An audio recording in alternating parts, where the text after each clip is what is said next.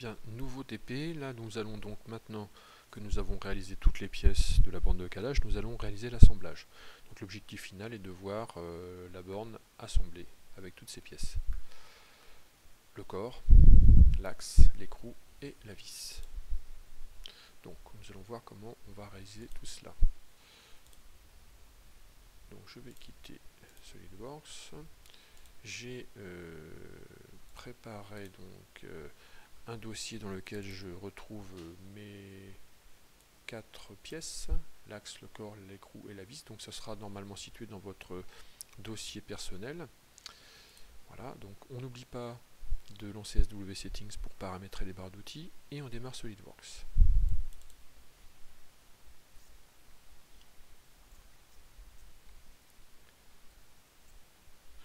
Donc là maintenant, dans cette étape-là, nous n'allons pas créer une pièce, mais nous allons créer un deuxième type de fichier, un fichier assemblage.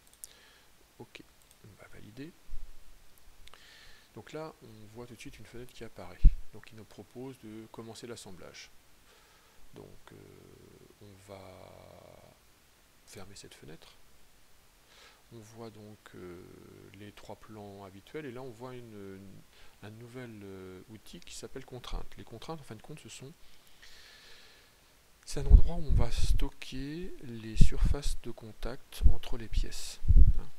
Donc pour pouvoir assembler les pièces, il faut déjà aller les chercher. Donc on va se rendre dans la barre d'outils assemblage et là on va aller sur ce petit outil insérer un composant. Donc parcourir. Et là je vais aller sur, donc là j'avais situé ça dans mon bureau, donc borne de calage. Je vais commencer par placer l'élément immobile, donc le corps. Je fais ouvrir et là je clique sur la fenêtre n'importe où et je le place. Je recule avec la molette, je fais pivoter mon modèle. Deuxième élément que je vais ajouter, donc il s'agit de l'axe. Donc j'ajoute l'axe et donc cet axe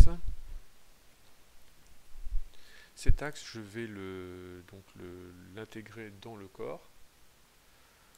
Donc je crée une contrainte. Cette contrainte va me permettre donc de placer la face cylindrique de l'axe avec la face cylindrique du corps. On voit que les deux éléments sont alignés. S'ils ne sont pas alignés, il suffit de basculer l'alignement à ce niveau-là. Donc je bascule et je valide. Donc on voit que l'axe, cette fois-ci, peut se déplacer verticalement, il peut tourner sur lui-même. Donc là, il se comporte comme en liaison pivot glissant. Ce qui ne sera pas le cas au final. Donc je le place à peu près dans la bonne position. Voilà. Ensuite, je vais aller chercher, donc je ferme cette contrainte, et je vais aller chercher une nouvelle pièce, parcourir, je vais aller chercher l'écrou. L'écrou, je place mon écrou, l'écrou va être en position, en appui-plan, entre la face qui est ici et la face qui est là. Donc je vais chercher l'outil contrainte. J'ai déjà sélectionné le dessous de l'écrou, je sélectionne la partie supérieure de mon élément. On voit que les éléments sont alignés. Et là, je vais valider.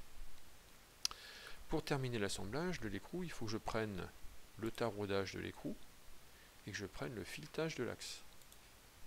Et là, mon écrou est parfaitement monté. Il va me rester à monter la vis. Donc je vais fermer ma contrainte. Je vais ajouter la vis. Alors cette vis, elle est montée comment? Donc elle est montée déjà au niveau du taraudage et du filetage. Donc je vais prendre contrainte, je sélectionne le filetage, le taraudage. Donc là, il les aligne et je valide. On va juste veiller à ce que ça ne rentre pas à l'intérieur tout de suite. Ensuite, qu'est-ce que je vais faire? Je vais reculer un tout petit peu ma vis et je vais prendre l'extrémité du téton et je vais indiquer à SolidWorks que le téton doit être parallèle au fond de rainure. Donc je sélectionne les deux. Là, il me propose une coïncidence, je vais juste mettre parallèle. Et je valide. Donc là, ça me permet de bloquer en rotation mon axe. Et pour terminer l'assemblage, je vais juste indiquer à SolidWorks de mettre le dessous de la vis, le dessous de la tête de vis en appui sur le lamage, comme je viens de le faire. et là je valide. Donc normalement, hop, je descends un tout petit peu mon élément, et là l'assemblage est terminé.